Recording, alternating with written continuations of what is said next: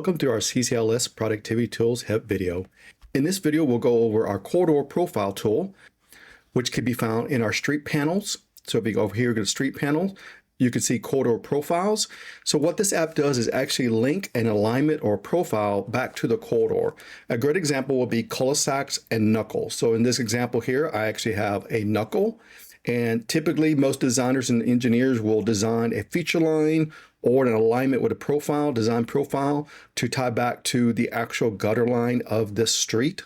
So in this example here, you can see I actually have a gutter line, a flume here that continues on from this gutter all the way to the other side here. And then over to the right, I actually have a design profile, which links back to the point here of that gutter line flow line. So what this app does is now going to go update this. So if I change the design profile of this main road alignment, which is the Bailey Ranch Drive. So I'm going to go to that profile real quick, which is the Bailey Ranch, which is this one here. Here's my design profile. I'm going to raise this up a little bit like that. Okay.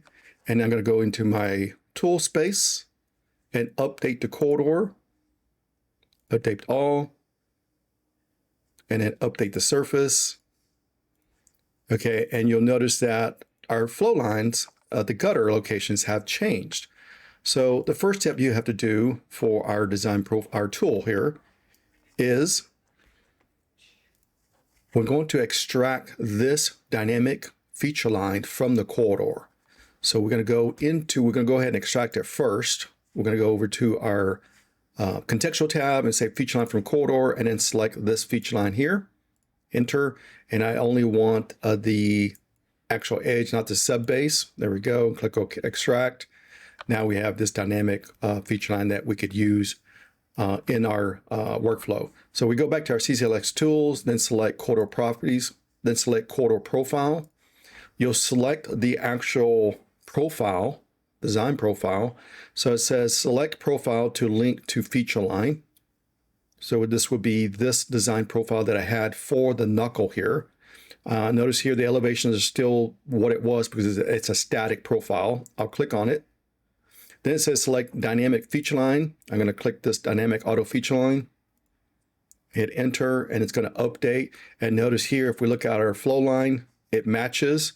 Over here also, it now also matches. So one thing you have to pay attention to is it does not hold that original slope that you had. Even if you lock the profile, it doesn't just slide the profile up. So if you did have a high point, you may want to go back and check that. Typically, if the road is pretty flat, 1% or less, you'll have to have a high point along this knuckle. But if you have a steeper slope, then you can make one constant slope along this all the way to the other side of the road or the other endpoint of the road here. And then you can have one constant slope. But in this situation, the road was pretty flat. So I did have to put a high point on this knuckle. So that's what this app does, is kind of relink alignments and feature lines back to a dynamic flow of a corridor, main corridor feature line. So thank you for watching and thank you for using our tool.